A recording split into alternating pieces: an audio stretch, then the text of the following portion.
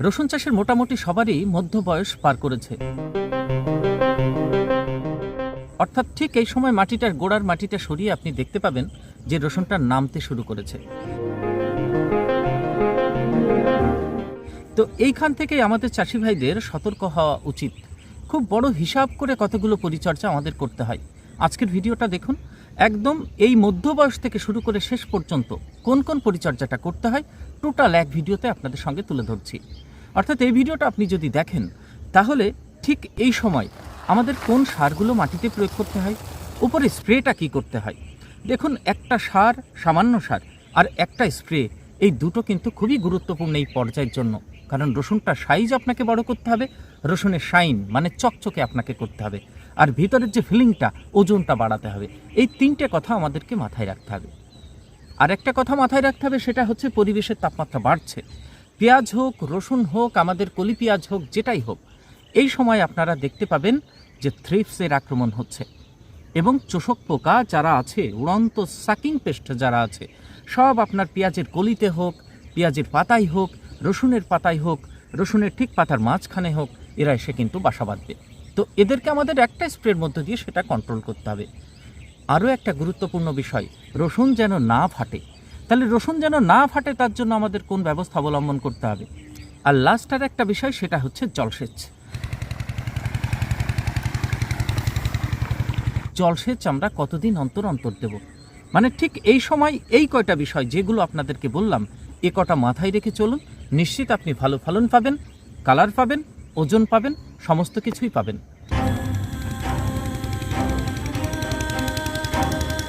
আপনারা দেখছেন চাষিভাই green ওয়েভে farmers creation channel. আপনাদের সঙ্গে রয়েছি আমি সুশোভন। যে সমস্ত চাষিভাই আপনারা প্রথম ভিডিওটা দেখছেন, আপনারা দেখতে পারেন আগে পরপর সব ভিডিও দেওয়া আছে। তবে এই যে রসুন চাষের ভিডিওটা একটু লেট করে ফেললাম, এই জন্য ট্রাই করছি এই ভিডিওতে একদম শেষ পর্যন্ত আপনাদের পরিচর্যার কথা তুলে ধরার। কারণ ভীষণ ব্যস্ততার মধ্য দিয়ে যাচ্ছে। একদিকে সমস্ত ফসলের এই সময় চাপ পড়ে, ধানের রোপণ, ওইদিক পটলের সার ব্যবস্থাপনা, আপনারা আগের ভিডিওতে দেখলেন ভেন্ডির সার ব্যবস্থাপনা, ভেন্ডিতে যে ওষুধগুলো দিতে হচ্ছে, তারপরে ওইদিকে বেগুন আছে, এদিক ঝিঙের বীজগুলো বসাচ্ছি, করলা বীজগুলো বসাচ্ছি। তো সেটা আপনাদের তো ধাপে ধাপে এই ভিডিওতে চ্যানেলে আপনারা দেখতে পাবেন। সেই কাজগুলো সব তো তুলে ধরছি আপনাদের সঙ্গে। এই জন্য চ্যানেলটিকে সাবস্ক্রাইব করে পাশে আপনারা রাখতে পারেন, চাইলে রাখতে পারেন। দেখবেন আমার যে পরিচর্যার কথা সমস্ত এই চ্যানেলে কিন্তু তোলা থাকে। তো আসুন সম্পূর্ণ ভিডিওটা দেখুন, যদি ভালো লাগে চাষি ভাইদের কাছে শেয়ার করুন। দেখুন, সার এবং ওষুধের কথা একটু বাদে বলছি। তো প্রথম যে পয়েন্ট, সেটা হচ্ছে জলসেচ ব্যবস্থাপনা। একটু বলে নিই প্রথম। দেখুন, তাপমাত্রা বেড়েছে, যথেষ্ট তাপমাত্রা বেড়েছে। যদি মাটিতে জল কষ্ট হয়, দেখতে পাবেন পাতাগুলো নিচের দিকে একটু ঝিমিয়ে পড়ছে, মানে নিচের দিকে বেন্ট হয়ে যায়, পাকা হয়ে যায়। আর মাটিটা আপনি দেখতে পাবেন, মাটিটা সরিয়ে যদি নিচে দেখেন, মানে মাটিতে যদি ক্র্যাক চলে আসে, অথবা মাটিটা সরিয়ে দেখতে পান যদি 1 ইঞ্চির নিচেই আপনার রস নেই, তাহলে তড়িঘড়ি জল দিয়ে দেবেন। তাহলে এই জলের ডিফারেন্সটা কত? মাটি ভেদে 12 দিন কি 15 দিন। আপনারা এই সময় কিন্তু মাটিতে জলকষ্ট দেবেন না। যদি জলকষ্ট দেন, তাহলে আপনার রসুনটা কিন্তু সঠিক নামবে না এবং তার শেপটাও কিন্তু ভালো আসবে না। রিসেচ দেবেন না। তো নির্দিষ্ট মাটির প্রকৃতি বুঝে নির্দিষ্ট দিনের অন্তর অন্তর মাটিতে যেন 1 ইঞ্চি নিচে গাছে রস সবসময় পেতে পারে, তেমনভাবে আপনারা সেচ দেবেন। ওই যে বললাম, ভারী সেচ আপনারা দেবেন না। ভারী সেচ হলে সেখানে সমস্যা, রসুনের কালার নষ্ট হতে দেখতে পাবেন। আরও একটা বিষয়, সেটা হচ্ছে আপনার ছত্রাকের আক্রমণ, রসুনের কালো ভাব কিন্তু আপনি দূর করতে পারবেন না। তারপরে রসুনের ফাটা সমস্যাও হতে পারে। আর একটা যে স্টোরেজ আছে নল, সেটার লম্বাই কিন্তু বাড়তে পারে। তো এটা মাথায় রেখে আপনার মাটিতে সুন্দর সুষম জল ব্যবস্থা করুন, যেন সব সময় গাছগুলো একটা আর্দ্রতা, ময়েশ্চার পেতে থাকে। রাখবেন, এই সময় জলই কিন্তু হচ্ছে গাছের পরিবহনের মাধ্যম। যদি জল কষ্ট হয়, তাহলে সালোকসংশ্লেষের হার কমে যাবে। মাটি থেকে যে খাদ্যগুলো উপরে নিয়ে পাতায় তুলছিল, পাতায় যে খাবারটা তৈরি করছিল, তার হার কিন্তু কমে যাবে।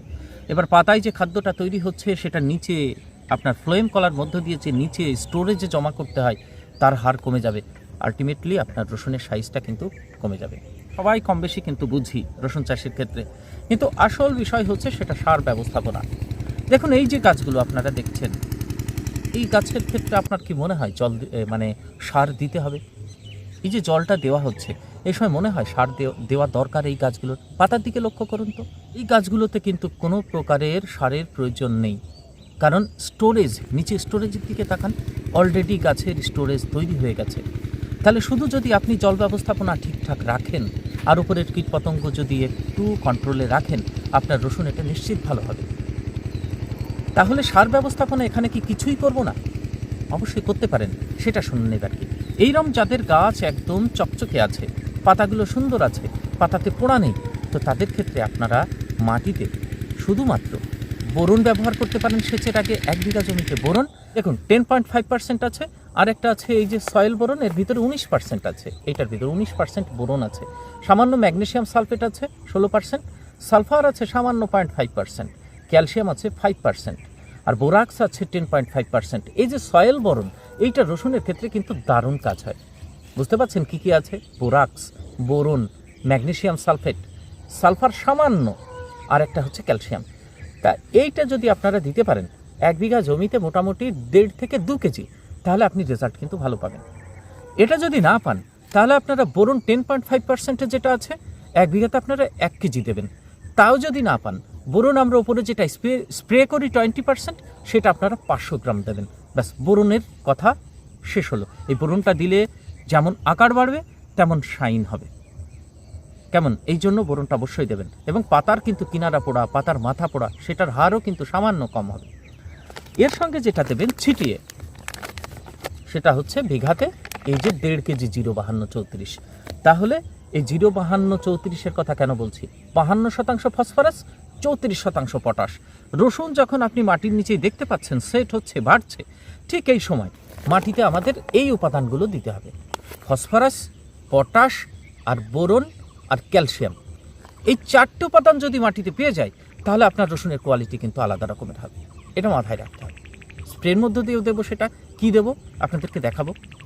বাংলাদেশের চাষি ভাই, আপনারা তো সেখানে 05234 পাচ্ছেন না, তাহলে উপায়? আপনারা 10 থেকে 15 কেজির মাঝে টিএসপি ব্যবহার করুন।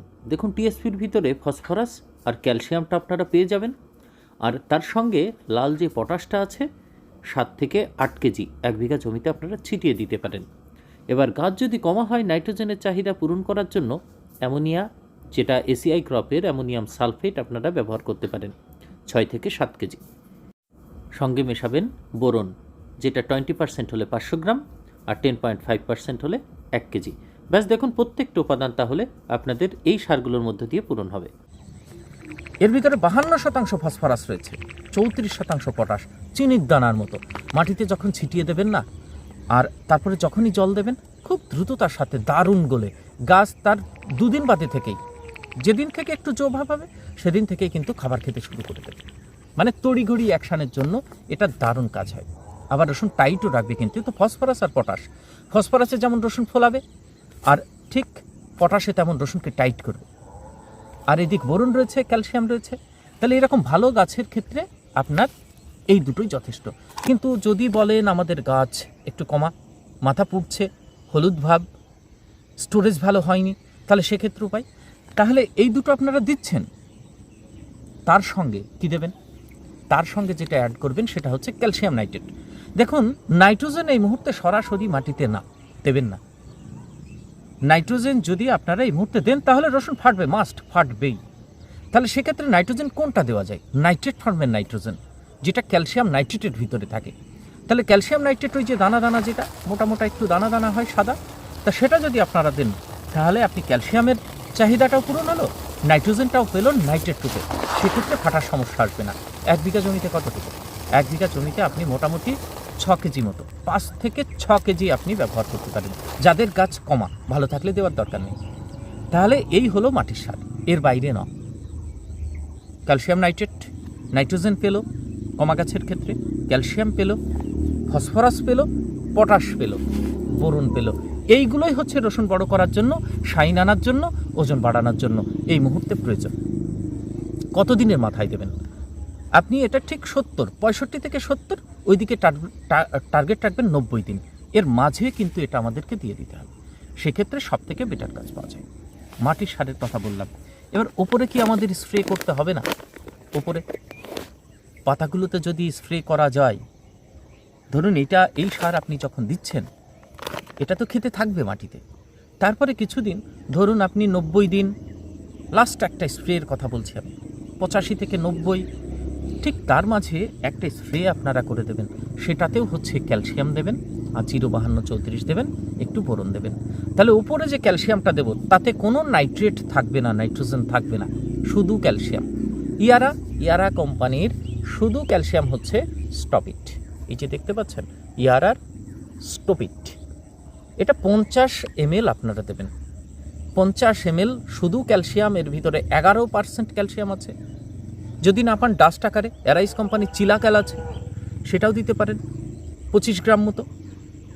আর এর সঙ্গে মেশাবেন 15 গ্রাম মতো বোরন, যে 05234 সেটা মেশাবেন 60 গ্রাম মতো, ব্যাস কমপ্লিট। এটা মেশান, আলাদা আলাদা গুলুন, তড়িঘড়ি জমিতে স্প্রে করুন আঠা দিয়ে, দেখবেন বেটার রেজাল্ট পাচ্ছেন। এটা ছিল রসুনের সব থেকে গুরুত্বপূর্ণ সার ব্যবস্থাপনা।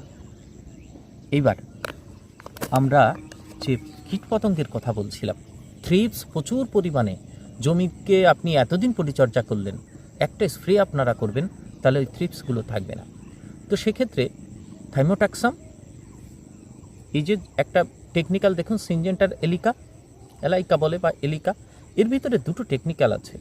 একটা হচ্ছে আপনার থাইমোটাক্সাম আর একটা হচ্ছে ল্যামডাসাইহ্যালোথ্রিন। তো থাইমোটাক্সাম আর ল্যামডাসাইহ্যালোথ্রিন আপনারা গাছের পাতায় দিন, চুষি পোকা, উড়ন্ত পোকা কোনো কিছুই কিন্তু থাকবে না। এবার চুলচুলে যে পোকাগুলো আছে না, চুলচুলে পোকা, দেখবেন ওই পাতার মাঝে যদি ওই রকম মানে ছোট ছোট মানে সাদা সাদা যে পোকাটা থাকে, রস চুষে খায়, তো সেই পোকাটা মারার জন্য এটা দিলে কিন্তু এই দুটোতে কিন্তু যাবে না।